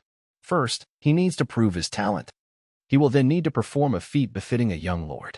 Christian asked how he could prove his talent. The man replied, let him get the 3-star level in 3 months.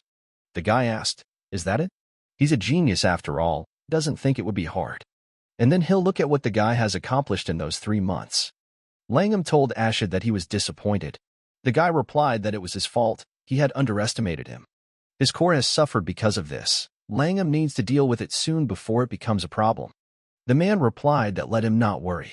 They were well aware of why they tried not to absorb more than 70% pure dark energy. The higher the purity of the absorbed dark energy, the harder it is to raise the level of that very energy. In fact, it is exponentially difficult. So even reaching 3 stars will take much longer than others. So what does he think is in store for him now that he's absorbed 90%? No matter how brilliant he is, he can't overcome that wall. Ever since he left behind the bloody clan that wanted only his death, there was blood everywhere he went. But then he met kindred hearts filled with warmth. And Marie, who had been waiting for him. For waiting, he'll reward her. If she wants, they can go for a walk together. It's good to relax once in a while, but he needs to make it to the 3-star level in 3 months. It won't be easy, even under the guidance of the side branch family mentors. However, putting 90% pure dark energy alone is too difficult. Marion said the way she looks at it. The guy is still hanging around and causing trouble. She wondered if this was the right time to stroll carefree through the garden. Has he found a teacher to help him with his training yet? Marion told him to follow her. Christian doesn't know what she's thinking, but thanks her for helping her nephew find a teacher.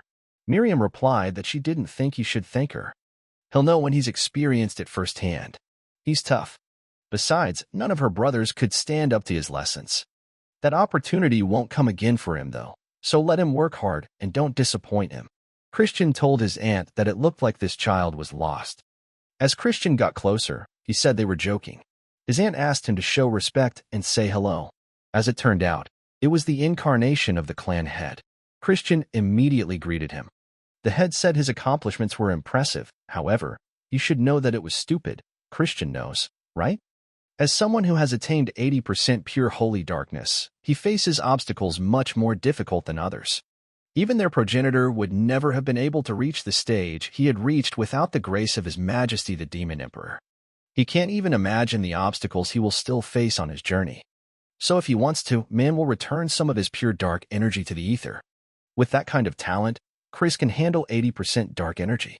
Anything beyond that is greed. Christian asked to be frank and let me ask a question. What does the clan leader think? Why has the dark magic clan become so weak? Although they might not reach the level of a mystic magic clan or those called the heavens above the heavens, they are still considered the weakest clan of the 12 noble clans. So what Christian is saying is that there's a specific reason. The dark magic clan had certainly succeeded more compared to their previous generations, all thanks to the achievements of the clan head.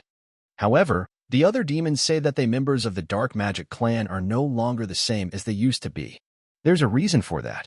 The thing is, they lack people of the absolute level, those who wield power above 8 stars. In the future, when the Demon King Carnage attacks the dark magic clan, Nordian will already be dead. And there won't be any 8-star mages left in the clan, but only a few 7-star mages. They will lead 10,000 soldiers against the Demon King, but will eventually be defeated and forced to become his slaves. That's how important it is for a clan to have mages of 8 stars and above. There's no way that the senior clan head doesn't care about this. The guy understands. They're worried he won't be able to grow up with that percentage of pure dark energy. But don't they wonder if gaining this power will remain just an important step on the path to rebuilding the clan, or if it will overcome all challenges? and will become the master of limitless power. The head said that he spoke beautifully, however. He hopes the boy will not regret his words. Suddenly, he finds himself in the woods. His ordeal of survival begins now. Marion asked the clan head, "Is it too much to throw a 2-star child into the lair of a 4-star monster?" The head asked, "Did she really think it wasn't enough?" After that, another monster appeared. He has yet to encounter true natural pure dark energy more than once on his journey. When you're on the verge of death, your head starts working faster.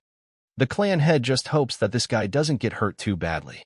The man doesn't know why, but every time he uses dark energy, he craves sweetness. After eating the sweets, the head decided to see how his grandson was doing. A 2-headed bear and a stone lizard. I mean, they could break his bones with a single blow. One mistake could cost him his life. But in the end, it's just a training mission. Christian doesn't think the head of the clan would have given him an unanswered assignment. Marion realizes that the head of the clan would have given such a task. Are they trying to tell him that he has to figure out for himself how to defeat a monster that is many times stronger? The girl thought that no, he just wanted to see him suffer. Christian shouted that okay, it would still be the easiest thing to do. Such tremendous power and speed. But there must be a way to counter it. The head said that he definitely had talent. His movements are completely different from others. Marion said it's really true, but he's just a kid. From what they saw, they wondered, how did he manage to catch it? Christian said that as they know he has high physical strength and defense. He tried to attack him, but his agility and resistance to magic are weak. The guy took advantage of the gap created because of that. In that split second, he injected dark magic into his heart. They didn't realize what it could be?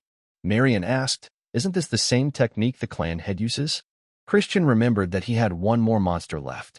This lizard has 3 hearts of stone. The stone lizard would revive until all 3 hearts were stopped at the same time. Maybe he should try a different approach. Wait, that's using the dark death, isn't it? The head told Simon he couldn't see, so he'd better let him step aside. The head asked if Marion had taught him that. She replied that no, it wasn't something that was so easy to learn. As soon as Christian showed up, the head told him the guy was better than they expected. The boy told the chapter that it had been a great lesson. Thanks to him, he was able to understand the use of dark magic on his own. The head replied so Christian wouldn't be so arrogant. Now they will proceed to the training of dark magic. The head ordered the others outside. They immediately withdrew. Before the first magic class begins, what does Christian think dark magic is? Guy asked, "Isn't that controlling your opponent with perfect darkness?" The head asked the question again. Then, what was the perfect darkness for him? Just as the head thought. Let him look carefully, open the seal, for all darkness dwells there. Let him go, and only go. When he descends the deep stairs, 12 abysses await him. The head began to cast an incantation. O ravens seeking wisdom, accept her. Praise her. Swallow your host, shrouded in darkness. A conceptual blade that only cuts what it intends to cultivate. It is a power energy, a black sword created with dark magic. The head gives him exactly 1 month to hone the black sword he just showed him.